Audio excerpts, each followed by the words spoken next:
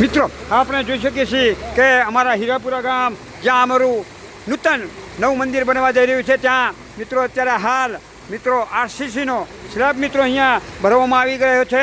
મિત્રો લગભગ 75% જેટલું કામ મિત્રો પતવા આવ્યું છે. આ નવમો ગોળો માલ બનીને તૈયાર થઈ અને અત્યારે હાલ અહીંયા આવી ગયો છે. એ માલ મિત્રો હવે અહીંયા પાથરવામાં આવી રહ્યો છે.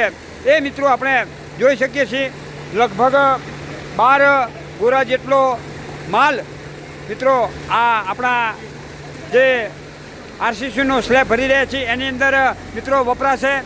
મિત્રો અંદાજે લગભગ 300 જેટલી સિમેન્ટ મિત્રો આપણો આજે આરસીસીનો સ્લેબ ભરી રહ્યા છીએ આપણે સરિયા મૂકીને એની અંદર એનો ઉપયોગ થવાનો છે.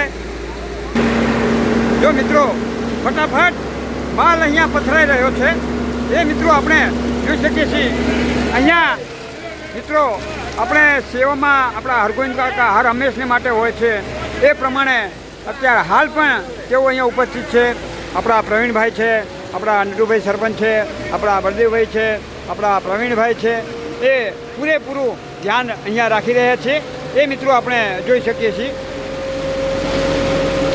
મિત્રો અહીંયા આપણે આપણો આજે તરિયાનો માલ જે પાથરી રહ્યા છીએ એ આરસીસી પતી ગયા બાદ મિત્રો અહીંયા ઉપસ્થિત જે પણ ગામજનો છે એમના માટે મિત્રો આપણે એક ખમણનો નાસ્તો મિત્રો રાખેલ છે, અલ્પાહાર.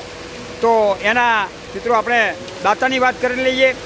એની અંદર છે અમારા પટેલ જીતેન્દ્રભાઈ જગજીવનભાઈ, એટલે કે આપણા જગા ભગત, પટેલ દિલીપભાઈ બચુભાઈ, એટલે કે આપણા બચુ માસ્તર, અને પટેલ સુખદેવભાઈ નરસિંહભાઈ.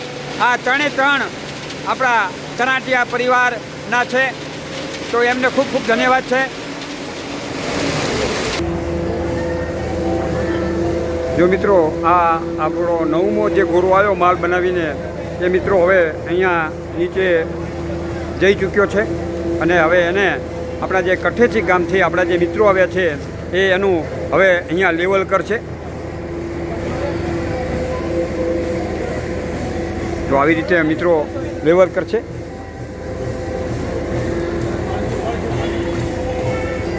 મિત્રો હવે લગભગ 20% જેટલું કામકાજ મિત્રો બાકી રહેશે. લગભગ બીજા 3 પૂરા કદાચ જશે. તો બોલો રામચંદ્ર ભગવાન કી જય.